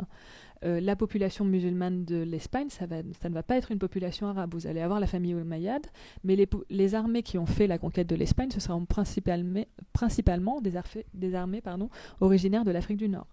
Donc vous voyez, il y a tout un tas de dimensions sociales qui sont bien différentes, de dynamiques ethniques et religieuses qui sont bien différentes. Donc les Je ne sais pas si je réponds bien à votre question. C'était aussi sur les dynamiques politiques. Donc, le contexte est bien différent. Vous allez avoir également, comme on est pour l'Orient, c'est à ce moment-là que les textes vont nous parvenir. Pour l'Occident, c'est la même chose. Donc vous allez également avoir une tradition historique et religieuse qui va se développer, qui va être différente de celle qui est développée au même moment à Bagdad. Donc les choses sont bien différentes, bien sûr, pour cette période-là. Dans le même thème, simplement si vous pouvez dire si ça les rappelle sur la succession des Omeyyades de Damas. Oui, tout à fait. Tout à fait. Il ne va pas y avoir de volonté de rupture avec les Omeyyades de Damas, au contraire. Même si les Omeyyades sont extrêmement décriés par les oulémas de l'époque abbasside, les accomplissements de cette dynastie sont absolument inédits. Que ce soit en termes militaires, que ce soit en termes de construction de monuments, toutes ces choses-là. Donc bien sûr, les Omeyyades de Cordoue vont tout à fait reprendre tout ce bagage-là. Ils vont s'inscrire dans la continuité, en tout cas dans la théorie. Ils vont se présenter comme dans la continuité des Omeyyades de Damas. Je voulais savoir toutes ces sources documentaires, ces manuscrits en syriaque, grec, araméen. Comment ont-ils été découverts et où sont-ils conservés? Ils sont dans des musées, des bibliothèques réparties un peu partout dans le monde actuellement, ou ils ont été conservés par les églises coptes de l'époque et transmis de génération en génération?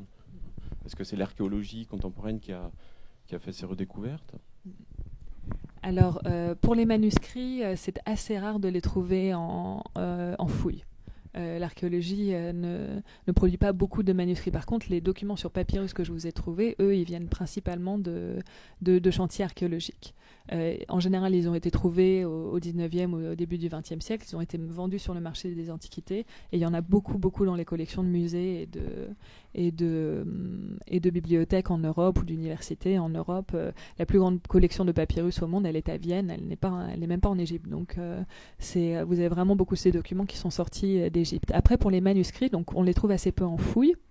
Les questions de conservation de manuscrits, c'est assez aléatoire. Alors bien sûr, vous en avez, que ce soit en syriaque, donc plutôt en Irak et en Syrie, en Palestine ou en Égypte, pour les manuscrits coptes. Certains ont été préservés dans les monastères, donc ils sont toujours dans la bibliothèque des monastères. Certains ont été transmis aux bibliothèques nationales, par exemple à Bagdad, vous aviez une large collection. À Damas, vous aviez également une large collection. Je vous avoue que je ne sais pas très bien dans quel état elle est aujourd'hui. Donc parfois, elles ont été transmises à ces bibliothèques nationales. Et il y a une anecdote assez amusante sur les manuscrits syriaques. En fait, vous avez un monastère syriaque qui a été fondé en Égypte dans le Wadi Natroun, qui s'appelle Dar el-Sourian, le monastère des Syriens, au cours du 8e siècle. Et au 9e siècle, le supérieur de ce monastère des Syriens, donc dans le delta occidental du Nil, s'est rendu à Bagdad pour voir le calife, parce qu'en fait son monastère on avait imposé cet impôt de jizya, de capitation à son monastère, et voulait faire une pétition au calife abbasside pour en fait épargner exempter son monastère de cet impôt de capitation.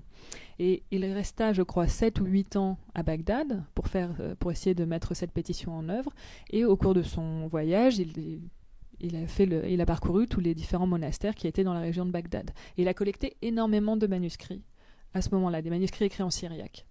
Ils ont été transférés en Égypte. Et au moment de l'abandon du monastère, cette collection a été diffusée sur le marché des antiquités. Elle a été principalement achetée par les Anglais. Et aujourd'hui, elle est à la British Library à Londres. Et c'est pour ça que la majorité des manuscrits syriaques sont en Angleterre aujourd'hui. Donc c'est assez aléatoire en fait ces questions de conservation de manuscrits, mais en général oui, ils sont plutôt dans les collections et plutôt en Europe ou aux États-Unis. Bonjour. Vous avez parlé plusieurs fois de travaux forcés.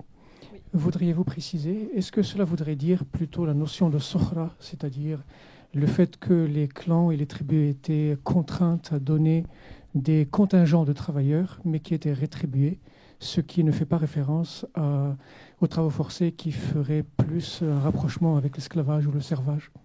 D'accord. Merci. Oui, alors effectivement, c'est une question assez épineuse. Est-ce que le travail forcé, c'est de l'esclavage ou non ? C'est une grande question, c'est très débattu. Je vous avoue que l'esclavage au début de l'islam, c'est un sujet qui reste encore assez vierge, donc c'est vraiment quelque chose à faire. Et alors, juste une petite précision, ce ne sont pas les tribus auxquelles on demande de contribuer au travail forcé, ce sont vraiment les conquis, les non-musulmans qui sont engagés dans ce problème-là. On voit très bien, surtout dans ces documents écrits sur papyrus dont je vous ai parlé, que dans les villages d'Égypte, les différents habitants devaient partir pour travailler dans les arsenaux en Égypte ou pour partir en Afrique du Nord dans les campagnes militaires, ces choses-là. Alors, effectivement, ce sont des gens qui étaient payés. C'est-à-dire que quand on regarde tout le mécanisme fiscal autour de cette question, on demande aux villages de fournir des gens ou on leur demande de fournir de l'argent pour payer des gens. Donc, ils étaient rétribués quand ils faisaient ces différents travaux, mais par contre, ils n'avaient pas le choix, il fallait y aller.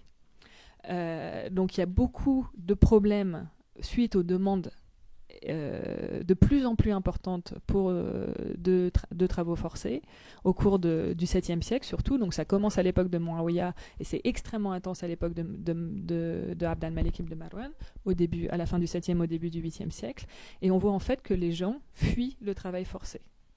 Vous avez la question des fugitifs dans l'Empire omeyyade, dans ce tournant du 8e siècle, c'est un problème extrêmement important. C'est le problème principal de l'État omeyyade. Les gens n'arrêtent pas de fuir. Alors, il y a une lettre extrêmement amusante dans une archive qui est assez bien connue, qui est d'ailleurs, je vous ai montré ce magnifique papyrus arabe qui fait près d'1 mètre de long, qui est une lettre du gouverneur d'Égypte à un chef de village. Je ne sais plus de quel côté je l'ai d'ailleurs, si j'arrive à la retrouver. Enfin, si vous retombez sur le papyrus, ce serait parfait. Et en fait, dans cette lettre, il écrit au chef du village et il lui demande « Alors, nous avons envoyé un contingent avec la flotte en Afrique du Nord, mais on ne sait pas très bien ce qui s'est passé. Certaines personnes sont mortes sur place, certaines personnes sont rentrées, certaines personnes ont fui. On voit que le gouverneur ne sait pas très bien ce qui s'est passé. Il demande au chef du village, qui a vraiment un petit village paumé dans la campagne égyptienne, hein, que s'est-il passé ? Voilà, tout à fait, c'est celle-là. Donc voilà, ça c'est vraiment des documents qui sont absolument magnifiques. Il fait plus d'1 mètre de long, ce document. C'est cette écriture très anguleuse de chancellerie omeyyade qui est très très caractéristique. Et comme pour ceux qui connaissent l'arabe, vous voyez, il n'y a presque pas de points. Mais c'est très facile à lire. Je vous assure, c'est vraiment, il faut juste s'habituer à la graphie. Ce sont des textes qui sont extrêmement répétitifs, donc dès qu'on en a lu 1, 5, 7, 8, c'est parti, on peut lire toute l'archive. C'est vraiment une documentation extrêmement éclairante, et donc, comme je vous le disais, donc le gouverneur demande à ce chef de village, mais que s'est-il passé dans les campagnes militaires d'Afrique du Nord ? Nous ne savons pas pourquoi est-ce que les gens sont partis, combien de gens sont morts, est-ce que tu peux nous écrire en nous disant les informations que tu as réussi à collecter ? Donc les gens fuient les campagnes militaires, les gens fuient les arsenaux, les gens fuient le travail forcé pour creuser les canaux, ils sont recrutés pour tout un tas de choses. Donc on voit que c'est quelque chose d'extrêmement contraignant. Donc, effectivement, ça c'est une question théorique extrêmement importante. Est-ce que c'est de l'esclavage ou non ? Alors, les gens sont payés, donc pas forcément. Mais c'est quand même quelque chose de contraignant. Ils n'avaient pas le choix. Il fallait y aller. Et quand ils fuyaient, en fait, les premiers administrateurs de non-musulmans que l'on voit dans la campagne égyptienne, ce sont des gens qui sont en charge de retrouver les fugitifs. On voit dans les lettres de cette archive, par exemple, le gouverneur écrit en disant au chef de village: copie ce texte, le texte est en grec en général, il envoie des lettres en arabe et il envoie également des lettres en grec. Et lettres en grec, il dit copie ce texte et affiche-le dans toutes les églises de la région, que les gens soient bien au courant. Il est interdit de cacher des fugitifs. Si vous cachez des fugitifs, vous devrez payer, il lui dit en général, 1 million de solidi. 1 million de solidi, c'est un millier de solidi. 1 millier de solidi, c'est une somme gigantesque. Les impôts pour 1 an, c'est 1 solidi. Pour quelqu'un d'assez riche. Donc c'est de la rhétorique. Il lui dit vous allez devoir payer $1 million. C'est vraiment ce qui est dit. Donc ils essayent vraiment de contrer ce problème avec beaucoup de force. Ils indiquent que voilà, toute personne qui cachera des fugitifs sera lourdement punie. Bonjour. Bonjour. Merci pour votre exposé. Je voulais juste revenir sur cet impôt, justement, la jizya, vous parliez de cette distinction entre musulmans et non-musulmans qui sera intervenue pendant la dynastie omeyyade, mais je crois avoir lu que cette distinction existait déjà du temps du califat de Omar ou peut-être d'Abou Bakr, quand Khalid ibn Walid, qui était donc le chef des armées assez redoutable à l'époque, avait conquis certains territoires. Et les conquis, à partir du moment où ils embrassaient l'islam, pouvaient ne pas payer cet impôt. Et c'est parce qu'ils bénéficiaient justement aussi de la protection... Les non-musulmans payer cet impôt-là pour pouvoir bénéficier de la protection. Donc c'est un concept qui existait déjà du temps des califes bien guidés. Et aussi, j'aimerais comprendre, donc prise du pouvoir, donc la dynastie omeyyade commence en 661, donc à peu près 30 ans après la mort du prophète. Et alors, pardon, excusez-moi, je suis un peu enrhumée, donc du coup, tout se brouille un peu dans ma tête. Oui, voilà, donc ils viennent au pouvoir 30 ans après la mort du prophète. Alors pendant les 4 califes bien guidés, à l'exception de Ali, par rapport à justement ce qui l'oppose à Muawiyah, les problèmes de succession ne se posaient pas particulièrement, en tout cas la question de l'hérédité, de l'appartenance généalogique au prophète, et la gouvernance se passait plutôt bien. Alors comment on arrive à expliquer près de 30 ans après, voire même peut-être 35 ans ou 40 ans, comment on est arrivé justement comment la communauté musulmane est arrivée à se déchirer sur ces questions qui étaient vraiment accessoires, voire inexistantes du temps des 3 premiers califes. D'accord. Alors, je vais commencer avec la jizya. Donc, comme je vous l'ai dit, le terme jizya, il se trouve employé dès les premiers documents qu'on a qui sont contemporains.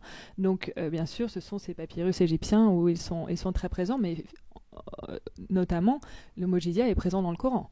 Donc c'est un terme qui est utilisé dès les premiers temps, c'est sûr et certain. Après, le sens qui est donné à ce terme, comme vous l'avez dit, l'épisode dont vous avez parlé avec Khalid ibn al-Walid, ce sont les conquis qui paient cet impôt. Parce que de toute façon, on ne va pas faire payer les impôts aux musulmans à cette époque-là. Donc tout ce que je suis en train de dire, c'est que la dimension religieuse de cette taxe, de faire payer cette taxe aux gens qui sont donc protégés parce ils vivent sous la domination de l'islam et qu'ils appartiennent aux religions du livre, c'est quelque chose qui se développe quand on fait payer des taxes à ces gens-là et également aux musulmans. Donc c'est juste le sens qu'on va donner à ce mot.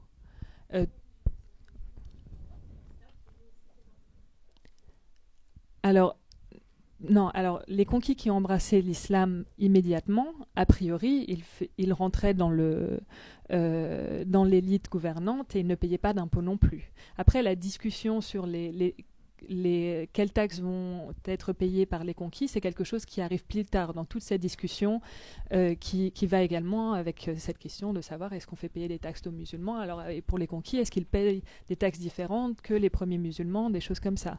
Donc tout ce que je veux dire, c'est que ces impôts sont bien... en fait, c'est toute la théorie qu'il y a au-dessus des impôts, les raisons pour lesquelles on impose ces taxes à telle personne ou non. Dès le départ, on va poser des taxes à tous les conquis. Et on voit très bien dans la documentation en grec, par exemple, qui, elle, ne change pas avant ou après la conquête, on va utiliser exactement les mêmes termes. On va avoir exactement les mêmes impôts. Donc on voit qu'on n'a pas vraiment de changement de tradition dans le paiement des impôts. Les conquérants vont reprendre la même terminologie de l'impôt et vont faire payer aux mêmes personnes. Et il n'y a pas vraiment de dimension religieuse dans cette réflexion. Ce sont juste tous les conquis vont payer des impôts. Ensuite, le développement de cette doctrine, cela prend du temps. Et c'est vraiment à partir de l'époque de Abd al-Malik qu'on va avoir ces questions-là. Et qu'on va faire payer des impôts à différents groupes en fonction de leur religion. Ensuite, pour ce qui est de la question de la succession. Alors, effectivement... Alors, ce que j'ai essayé de vous dire, c'est que, par exemple, pour l'époque de la vie du prophète, c'est assez difficile de savoir dans des sources contemporaines. Comme je vous ai dit, les sources qui nous parlent de tout ce que vous nous avez décrit, ce sont des choses assez tardives. Donc, elles sont assez teintées des débats de l'époque abbasside. Et même si on veut penser que la succession des 4 premiers califes s'est passée de manière assez facile, je pense que c'est vraiment un point de vue sur cette question, parce que, en fait, la majorité de ces 4 califes ont été assassinés. Donc, même si cela peut paraître, nous n'avons pas une fitna à la fin du règne de chacun de ces califes, il semble quand même que la plupart du temps, ça s'est passé dans des conditions assez violentes, et que même si on avait, à la suite de la mort d'un calife, la Shura, le conseil qui se réunissait et qui élissait, qui faisait l'élection d'un successeur, je pense que c'est une volonté certainement de l'islam sunnite de gommer ces problématiques-là. Vous voyez ce que je veux dire ? Oui, lors de la nomination, ça se passait plutôt bien. Effectivement, ils ont tous été assassinés. C'est en raison de choix politiques postérieurs. Et c'est pas en raison de la nomination per se. Oui. Après, pour une perspective d'historien, ce qui pose problème pour cette période-là, c'est vraiment qu'on n'a que les sources qui émanent de la communauté musulmane et elles sont tardives. On n'a pas d'autres sources pour savoir vraiment... Alors, ce serait assez utile d'avoir un autre point de vue sur cette période-là, pour vraiment comprendre ce qui s'est passé. Après, j'espère que c'est ce qui ressort de mon exposé, je ne considère pas que ces sources sont forcément fautes. Je dis juste qu'il faudrait peut-être avoir un autre regard sur ces événements pour vraiment pouvoir juger si ça s'était vraiment passé si paisiblement que ça.